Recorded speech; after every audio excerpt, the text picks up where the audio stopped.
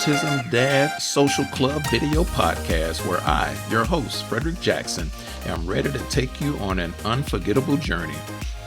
Each episode is a heartfelt exploration into the lives of fathers navigating the beautiful complexities of raising children with autism. Get ready for an inspiring ride filled with practical insight, valuable resources tailored to families with kids with autism. Together, we'll shine a light on the extraordinary fathers who are reshaping the landscape of autism parenting through their unwavering dedication to fatherhood. Join us now on the Autism Dad Social Club video podcast.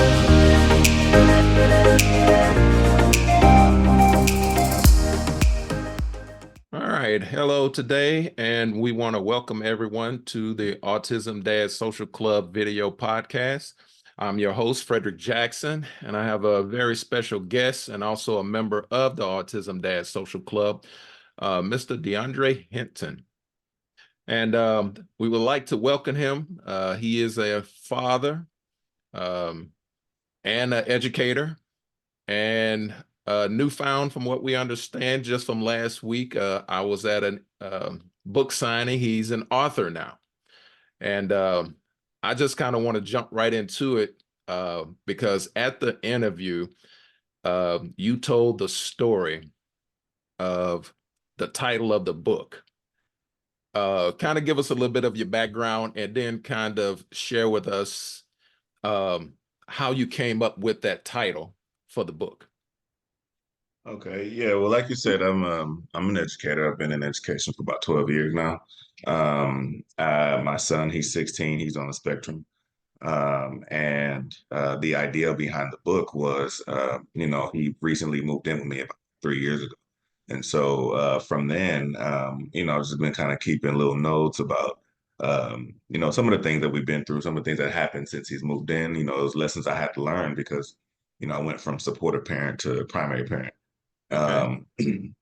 And so it's just me and him. So you had to pretty much learn quick, that, not only with just different things about autism, Right. but just learning him as a person, Yeah. now that we are living together. So um it that's I always had a habit, I mean, not a habit, but kind of a thing for writing. Okay. It came pretty easy to me, and a lot of times I would just use it sometimes for just to escape reality sometimes, Okay. and I found myself, during stressful times, like, going to my little spot in the house and just getting on my laptop and just start going. And I started off with, sending little things to, other parents, people who either had siblings with disabilities, Okay. autism specifically, or parents, or, just getting feedback, and got some really good positive feedback. And Okay. so I decided to format it into a book. And so that's how I came. That's how we got here today. Okay. Okay. But like you said, specifically about the title, um, I when he first got here, just like most parents, or especially new parents, or parents who just Right taking here. over a Yeah. new role, Yeah. we get extra hard on ourselves. So it's like every time we do something wrong, it's like it in our minds is 10 times as worse than it really is in reality. So Right. that's where I came up with the title, is like my favorite mistakes, because at first I looked at them as mistakes, but then I Quickly. started to learn, or started to realize the lesson in each one, right? I started to Okay. acknowledge the lesson and experience in each mistake that I feel I made. Right. And that's why they became my favorite ones, because it's like, uh, you know, these were mistakes, and some of them may not even be mistakes, some of it just lessons. And that's why, I have it, the title the way it is, with the word mistakes crossed out, because it's like, I kind of made a mistake, right? From naming it mistakes, and, I should be lessons, Right. Right. but yeah, and that's where, you get the subtitle, lessons I've learned through accountability. Just simply reflecting and putting myself in a situation where, I had to take a look at myself as I'm Okay. raising my son. Take Right. a look at my viewpoints, my perspectives. It showed me really what kind of dad I am. As soon as he got here, so um, through accountability, I was able to learn a lot, Okay. and share those experiences. Okay. Yeah. I'm right there with you. Once again, I'm the host, but also I have a son, Peyton, who is on the spectrum. He's 5 years Mhm. old. And, me and you have talked at a lot of the dad meetups, and it's the same thing that just keeps echoing and echoing in the whole scheme of things, which is getting to know um, your child. And Yes. it, because you can read all of these different things about, what to do, what not to do, what to look for, what to not look for. And it has become a theme because I was actually at the interview. I was speaking with someone, and the same things that I've kind of said every meeting with a new member who's there, and it's like they head just start going, yes, yes, exactly, really, and just to kind of give a scope of what this podcast is wanting to do, it is to bring an awareness, education, and resources uh, to fathers, because I would like for you to share your story, then I can probably share mine. They probably almost echo each other, but I think you had a little different approach because you were already in the field. But what, how was the initial reaction when your child was diagnosed, or you started looking at the signs uh, at that point when you realized that, oh, he may be on the spectrum, and now all of a sudden you kind of shifted gears? What was that transformation like for you? I wouldn't even say it was a transformation because Okay. to me, it wasn't like when the diagnosis hit, a whole world was changed. Now, I can't say that that was the same experience as other dads. I mean, I'm pretty sure that was a big changing moment for a lot of people. But for me specifically, it really wasn't like a big transformation. And I wasn't, I want to say, in the field yet. I was still in Okay. college when he was born. Okay. And I mean, I guess yeah, mm, I want to say I started teaching when he was 4. Yeah. Okay. Okay. So yeah, he was about 4 years old when I started actually teaching. Okay. But he was diagnosed when he was about 3, 2 or 3. It was either Okay. 2 or 3 years old. Okay. Um, but yeah, just to go back to the actual diagnosis, um, it like that wasn't too much of a shock because I did start noticing things when he was a baby. Okay. Well, and then he was also he had some medical issues when he was born as well. He was born 3 months premature, Okay. so there were some delays, medically. Okay. So one, it was almost expected, not Okay. necessarily autism, but just stuff was expected. Right. So Right. that might have probably softened that blow, knowing that man, he's had about so many surgeries, Right. prior to now. Like autism probably ain't the worst thing in the world when you watch them on the breathing machines and Oh, wow. and you Okay. seeing them and you can't touch them and just like it. That's Mm. I guess that puts things in perspective, kind of, I because a lot of Yeah. people, when they're and it is a good thing, don't get me wrong, it's a blessing, Yes. but a lot of people, when they get a diagnosis, that's the only thing, right? Mm. We didn't get that luxury of having autism being the The only only thing. only Like thing. it was, Okay. it was a lot of different things, and then it was like, Hmm. okay, autism, right? Okay. So it was like, actually, I want to say that my mind, me and his mom, our minds were just so wrapped up in the fragile, the medical portion of it, Right. that it's like when they were like, he has autism. It's like, oh, okay, Okay. it's like that's another No, thing no, that we're just going to have to right, right, right. to work around. But some of the signs that I saw though when he was a baby is like when your baby's crawling around on the floor, and Okay. as a parent, you're looking like, okay, there's maybe some small object, a penny or something, like if I pick it up, Uh-huh. it's like, oh, he's gonna put it in their mouth, right? And it's like, Right. not my kid. My kid looks at it, and then he'll roll it on the ground just to see how it feels and moves on the screen, turn it into a wheel. And I'm like, this is before you can walk, right? So he's had Mm. that Different thinking. explore, right, that different way Yes. of thinking early on. So um so yeah, so it's like and then I also want to say too that he's pretty high functioning. Okay. So I also can recognize that my experience with my son and autism is going to be different from someone who has a child on the lower end of the spectrum. Okay. So Okay. it's like I said, for me,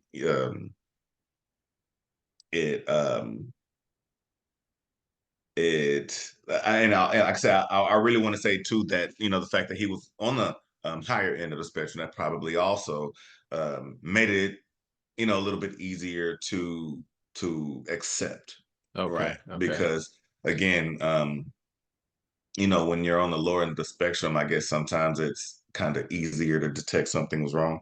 But Okay. then Okay. when you're still high functioning, sometimes it's just like, all right, maybe not. Maybe he just different, Okay. or maybe so and I probably can think and say, you know what, maybe that is probably more difficult for a parent to accept when they are high functioning, right? Because Mm-hmm. the first thing you want to say is, oh well, they're normal. They're just like all the other kids. They just, this one thing is different, but their grades are good and they're smart or this and this and that. Right. So Right.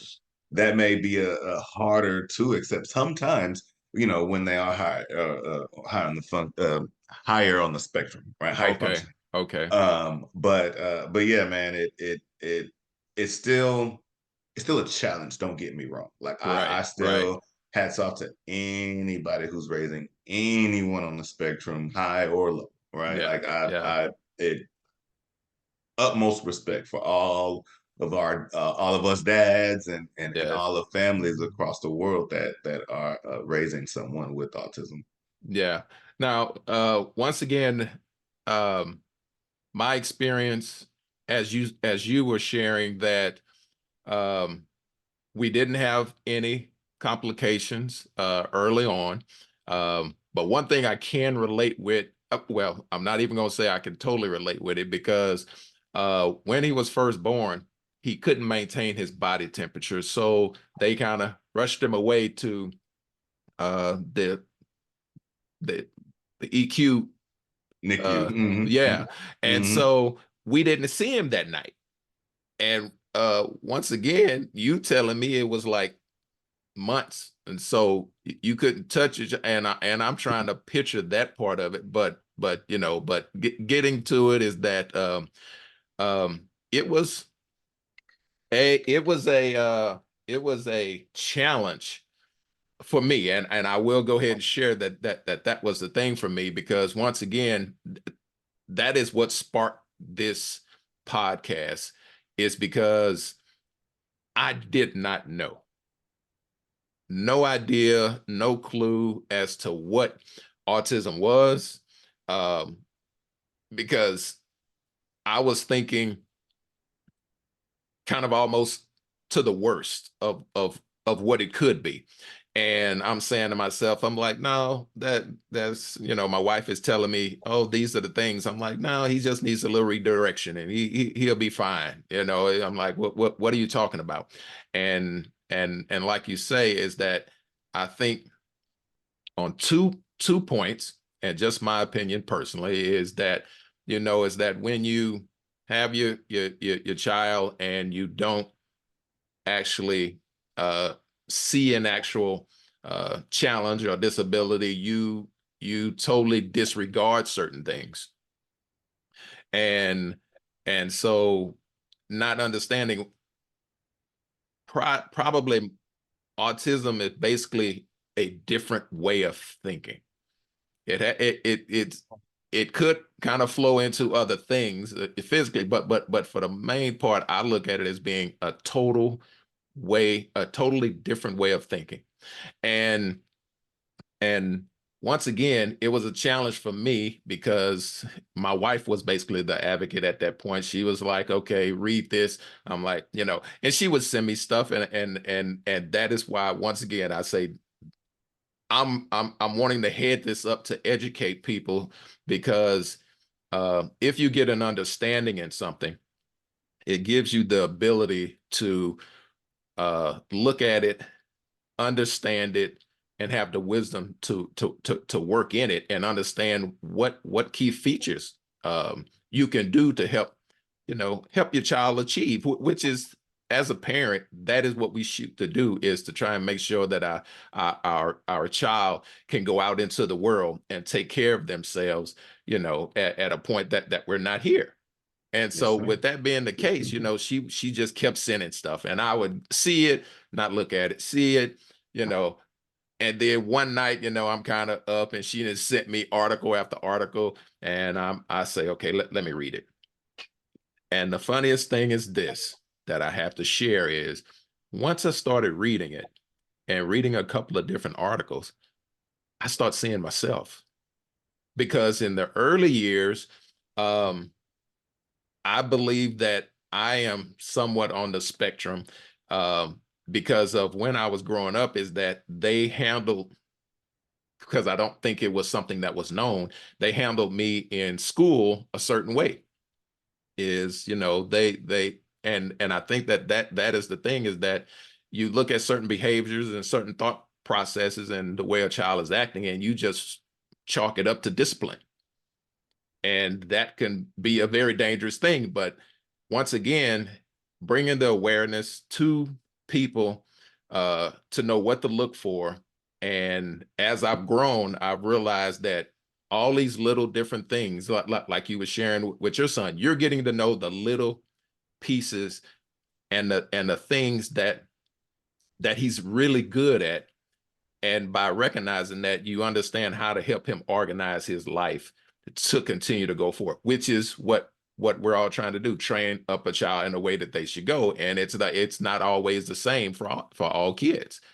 So, it was a bit of a hurdle for me. But now I'm like 100% on board.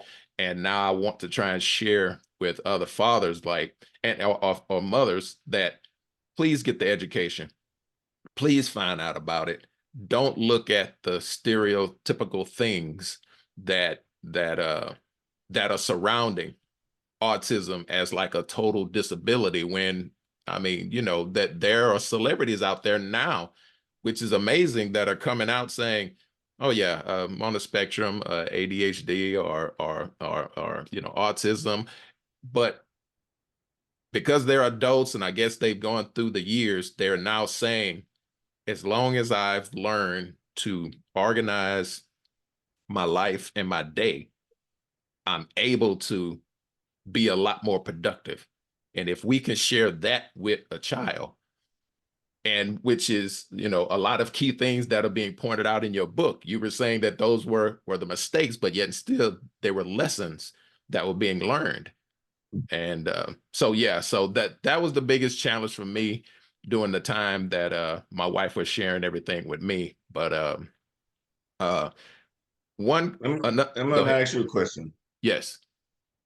In the beginning, when you were telling the story of, your wife was sending you stuff, or y'all would have talks, and first thing you would say was he's fine, or Yes. he will be fine, right? He will be fine. Yes. Yes. What made you think he wasn't fine already? Well, it was, once again, not being educated and understanding what autism was.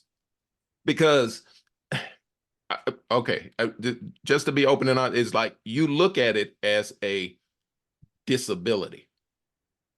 And Well, I mean, it's if classified as, yeah, so it's yeah, not like you look at yeah, it, it yeah, is, right? a disability. But if you Hmm. walk up to anyone today and say, oh yes, I have a disability, the first thing they're going to do is do what? Look at you from head to toe.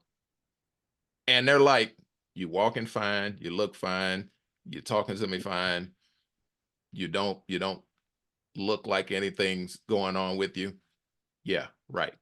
I got you. Yeah, and that's where it is. And that's why when I started to look back, like you just said, when I started to look back and I start saying to myself, it's like, as I was growing up, my mom was a very organized person. I mean, she didn't have a lot of things cluttered around the house. Everything was always open, aired out. We never had a lot of things stacked up around. And it's like when I moved out, that was kind of my thing. Is like I've always kept an open space, and so I would realize that when I would get anxious or anything of that nature, it's like now I want to start organizing, moving stuff, clearing things out. It's as though I'm trying to organize my mind. Mhm. And that's when it started to click to me. So I start digging deeper and deeper into the autism. And I say, it's basically a different way of thinking. And who's to say that that's wrong? Who is to say that that's wrong? Because I, I don't want to quote it now, but I may bring it up in future podcasts. But I believe that that there were some smart people in history that they said after they've kind of read up on them or their characteristic that they had some form of they were on the spectrum of autism, but they were geniuses. So no one questioned it. Exactly. All right. And So that's what I'm saying. Is like it's interesting how, like you said, it's you hear the word autism as a parent, especially when you're uneducated, and yeah, you say disability, something's yeah, wrong because of the word disability. yeah, But then when you put it in the perspective of, oh, maybe Albert Einstein might have had a disability. exact ex Dustin Hopkins is the actor, yes, disability. Elon Musk, Trevor yes, Noah, right? So exactly. we all looking at autism when you're looking at the celebrities and the successful people, Yes, and we're immediately saying disability in this, and versus, okay, they yeah, could be the next or the best or the exactly. better version of this Yeah, person. of that Yeah, exactly. yeah. Exactly. So yeah, I mean, it's definitely still a lot of stigmas, Yes, And very. don't get me wrong, I advocate for, just like you said, the education and getting the evaluations done and just finding out. Yes, Like I said, it doesn't automatically mean that everything will change. right, As a parent, you still have a lot of power to you determine your right. child's educational path, Yes, regardless of whatever their disability is. right, But I still never fault parents for still having that stigma, because right. when in our era, what Yes, did it mean, right? yes, You definitely were classified, you were judged, you were put into a back class, and yes, so you can't yes. take those memories away from us, like when we Hmm. were growing up back then and coming Right, up. So, definitely our parents didn't want to say, we had a disability, even if we were slightly, different from other kids. Like, right. they didn't want to identify that because they Exactly. didn't want to happen what they saw, what they Exactly. see, how they classified special education. Exactly. Also, too, if you were coming up in the 80s, 90s, autism was fairly new because they didn't even identify it. Right. Right. I mean, Right. you had MR, right? The Yeah. mental, and then now it's Yeah. changed to intellectual disability. Yeah. But either way, that's pretty much all you had. If they were different from the norm, then they were considered that.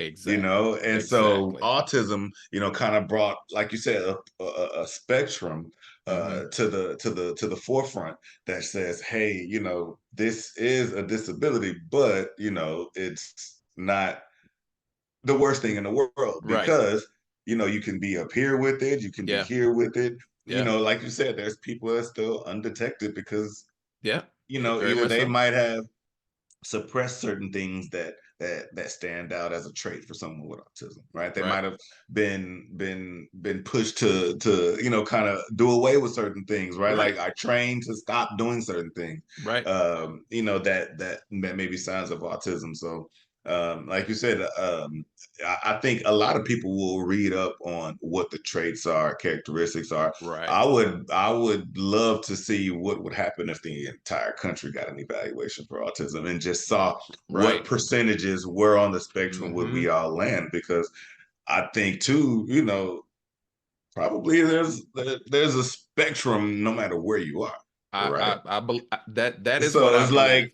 I feel like everyone is on the spectrum. It just depends on where on that Where spectrum on the you are. spectrum you are. Yeah. Exactly. And and once again, I keep saying this, but that is what the big push is that we're looking to try and achieve. And once again, it's coming through in your book, and we are going to continue to speak with people, and if you're interested in speaking on our show, um, you can contact us. We will have links below. But as I said, uh, it's you just look at it. I feel that if you look at it as a different way of thinking, no matter where they are on the spectrum, if you get to learn who they are and what interests them, that is how you can approach them to help them learn as they get older. It's like with my son is that he loves order. So you give him alphabet and stuff of this nature and numbers and all of these different things.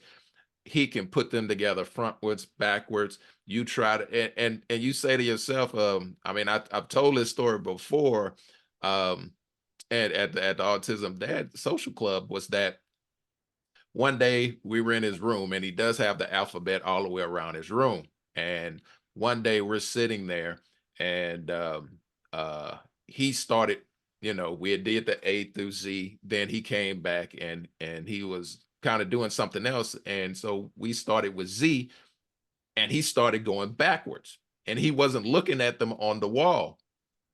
I had to turn around and look because I'm like, wait a minute. I'm like, what's after Y? What's after W? And he was just going on and grabbing something else. And I was, and he was going to the next letter. And I'm like, I say, this dude Justin said the alphabet backwards at the age of 4 or something like. And I'm like, I say, you can't tell me that that's not something if you learn how to nurture it can be a very powerful thing uh in life. And and and if we get the education and we learn the child and we're able to nurture them where they are instead of throwing them in a system that has been created for what we consider the norm, and you have no idea what will come of that child. Oh yeah, absolutely, man. That's why even with my experience in the behavior support class, right? Right. I Um, forgot about, yes, a lot of that was finding out the strength of that child, the strength. right? Yes, Because yes. and the reason why I say the strength is because just like as a parent, you would just imagine like when as soon as you get the diagnosis, the first thing you want to do is compensate their weaknesses, and you want to say, okay, well, he's going to have a problem with this. Let me help this. No Mm, one ever thinks that, okay, well, let's get to the point where this kid can say the ABCs forward and backwards. Okay, well, what does that mean about him? I Let me never make thought sure about it he, that way. right. And so, like you Wow. said, I'm thinking about my son too, right? I mean, he's going back to about 3, 4 years old, and we're walking through a parking lot, and he's telling me every make and model of a car. Yeah. And I'm sitting here like, wait, what is going on? I can't even eyeball cars at that. I mean, I wasn't a big car Yeah. person. So how, and then for a kid who couldn't read, how are you doing that? Oh, Yeah. well, this kid is watching TV and he's seeing every single commercial and he's memorizing what the symbol on the Yes. commercial is. And he can Yes. tell you what kind of car based on the symbol. And I'm Yeah. like, this is interesting for a kid who had eye surgeries and is Exactly. nearsighted, right? So it's like, what is, I stand around, I was like, okay, man, you know what? I need to focus more on your strengths because that's the only way you're going to Never survive in thought the about world. that. That's the Never only way thought they're going to about that. survive because, right, like you got to figure out what you're good at and then make a living. And Wow. until we help them do that, then that we're always going to be worried on that they can live independently, right? Wow. Because we're only looking at the deficits. We're only looking at why won't he be able to I'm live not gonna lie independently? to you. Yeah, I think I've always probably almost looked at life that way. But the interesting thing is you continue to go through life and then you start actually building the strengths, but you didn't. If you know what you're trying to do and have a complete understanding and wisdom in it, you can move so much faster versus you just kind of stumbling around through the thing. I never thought of it that way. Look at their strengths yeah, and work with them through their strengths. Because to be honest, and I work in the business world, is that I have certain strengths. I basically outsource my weaknesses. And I never looked at it that way. And look at That the world of technology right now. What is it? yeah, Outsourcing weaknesses. Right. outsourcing I mean, weaknesses. AI has typically at Wow. this point has taken over everything we can't do right Yeah. now. Right. Yeah. Or I'm sorry, everything we just don't have time to do. Yeah. Everything that we want to do faster and more efficient, we Yeah. just outsource it to now AI, right? And Yeah. so we're looking at, okay, well, for a kid with autism, if they're just so in tune with technology more than the traditional way of, writing or communicating or doing whatever, then why aren't we pushing them towards more where technology is going versus Yeah. continuing to look at where they could, where we came from and comparing that to, okay, well, we have the ability to do this, but they don't. Right. Versus, well, they actually have the ability to do that, but we don't. Yeah. So it's like, I it's, like it's that. it's a I like balance that. that you just have to have that mentality that, you know what, if I truly want that child to survive in the world, what is the Yes. best way to do that? Well, you got to find that strength and teach that child how to capitalize on that strength. One of Capitalize the on that things that I strength. said, one of the things that I tell people when I was in a behavior class is that everybody's going to look for success, right? Hmm. So imagine that kid that's not successful in class, whether they can't sit still, whether they, can't get the answers right, whether there's a lot of trauma going on and they can't understand it and they just reacting to certain things. They don't, kids don't know what their problems are, but Hmm. they do understand if they're failing or if they're doing good, right? Hmm. Yeah. So imagine a child in the has behavior issues. Yeah. What are they doing? Oh, I'm trying to get away from whatever I'm not good at. I don't want to do this math problem. So I'm finna act out. I don't want to, sit and stand in line because my body is too fidgety. So whenever time to line up, I'm going to freak out. I like it. I What like it. happens? They get sent to the behavior class, which is away from what they wanted to go. So each kid in my class is extremely successful, Hmm. extremely successful. I like that. What I I like had that. to do was teach them, show them, okay, you know what, you can be successful at something else other than being the worst behaved Right. child. Right. Right? Because you were great at that. You were Yeah. great at being bad. You were great at Yeah. being kicked out of class. You were great at Yeah. at getting phone calls home. You were great. You were awesome. You were successful. Now we got to find out where else you can be successful because if you continue to be successful in that, you're going to be Yeah. successful in jail, right? Right. So Right. now we got to find out where else can you be successful. And a lot of times I would sit a kid down and say, you know what? Look how you were able to control that class. When you start cutting up, everybody in that class turned around and looked at you. They could care less what that teacher was teaching. Look how Wow. much power you had. Look how much leadership you had when you were doing the wrong thing. Learn the harness that right there. Learn the That harness that and take it into this direction, and then let's see what happens. Right? You're still going to have command of the kids because right. you've earned that. They Right. know you now that you're the popular kid now. Right. So now what you gonna do with it? Wow. I like that. I I like that. mean, how else how we gonna do what we gonna do with it? I'll bring up their families. Hey, your mama gonna need some help with whatever. So now Yeah. you know what your strength is. How you gonna help your family out with your Right. strength? How you gonna Right. help yourself out with your strength? Man. So like I said, man, and that's why in the book I kind of go back and forth with the lessons I've learned in the classroom that I use with my son, the lessons that I've learned with my son that I've turned around Run and back used to in the the classroom. classroom. Right. Because again, when some of the themes go both ways, right? I had to find the Yeah. strength in my son, just like I had to find the strength in my students. I like that. I like that. Well, once again, um, I want to bring this to a close, but we will most definitely have you back. But before we leave, real quick, but we will have links below, is tell us where to get your book. You can find it on Amazon and Barnes and Noble, the website. Go on there. If you have Prime, it's about $11.99. If not, then you'll pay about $23, I believe, with shipping. Barnes and Noble is going to be $11.99, retail value. But what I've heard is like once you add the shipping on there, then of course it kind of goes up a little bit. But yeah, you can find them on both of those websites, and hopefully we can get some good numbers and find them on different places like Target or Books a Okay. Million, or different places where you can just order books. So that's the goal, to try to get in as many outlets as possible. Of course, also you can catch me at any Autism Dad event. I'll definitely have some on me. You can buy them off person. Or I can, I'll always have a laptop or something with me, so I can help you order it online right then and there. So, Okay. Okay. please reach out, email, social media. My email is DeAndrae0315. That's DeAndrae0315 at gmail.com. You can reach me on Instagram at DeAndrae25. Um, and like I said, reach out to the Autism Dad Social Club. I'm on the executive committee. Okay. So you can reach out via website and go to the autismdadsocialclub.org, Okay. and then shoot a quick email if anyone wants to get in touch with me through there. They can. All right. And of course, Fred always has my contact, so please reach Yes, out via we will have email them. for any contact information connected to this particular podcast. You can always reach out to Fred, and Fred can get to me, and we can connect. However, whether it's showing up on the show with us, or Yes, just in absolutely. private conversations or calls. I love hearing from parents. I love hearing feedback from anybody who got the book. I know we got to go, but I did want to share just one more thing if I could get it in there. I did get some feedback from one of a parent who purchased a book at one of my first book signings.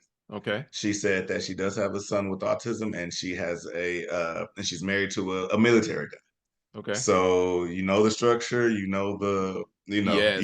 yeah, right. Yeah. So a lot of times, it doesn't mesh well when the kid has autism and they have that strong will, and military minded Yeah. a Yeah. dad has his strong will.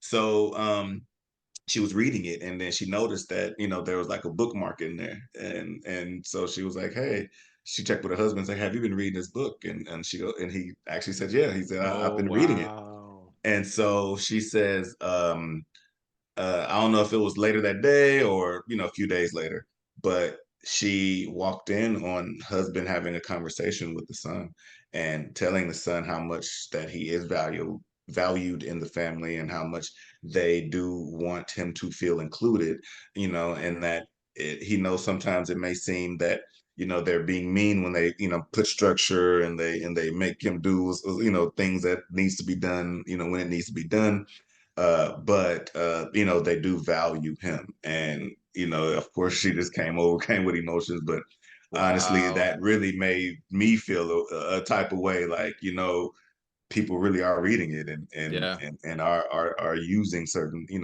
parts of that book in their lives, and that was really my goal. Okay. Well, once again, we want to thank everyone. We want to thank DeAndrae Hinton for coming through and for most definitely putting his heart into this book for us. We will have all of the contact numbers, links for you to get your book. Just get educated in the platform. And we want to thank everybody today for coming and being with us. And please subscribe, because we will have more future podcasts coming out with more resources, books, information, education, and conversation. And we want to thank everybody for being at the Autism Dad Social Club video podcast. And we want to thank you. I'm your host, Frederick Jackson, with DeAndrae Hinton. And we thank you all. Everyone, enjoy yourself and have a great day.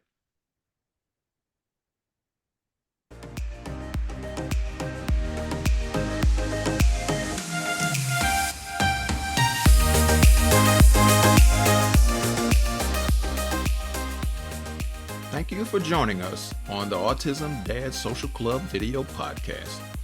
We hope you found our content insightful and engaging. Don't forget to subscribe to stay updated on our latest videos. If you enjoyed this podcast, give us a thumbs up and share it with your friends and family who might benefit from it. I'm your host, Frederick Jackson, saying until next time, keep learning, growing, and embracing the autism journey. Take care, and we'll see you on our next podcast.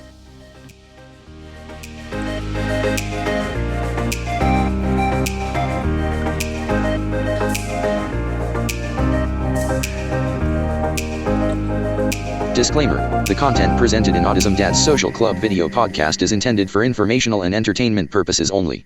The views and opinions expressed by the hosts and guests are their own and do not necessarily reflect the views of Autism Dad's Social Club as a whole. The information provided in this podcast is not intended to substitute professional advice, diagnosis, or treatment. Viewers are encouraged to consult with qualified professionals regarding any questions or concerns related to autism or parenting. Autism Dad's Social Club disclaims any liability for any loss or damage arising directly or indirectly from the use of or reliance on the information provided in this podcast.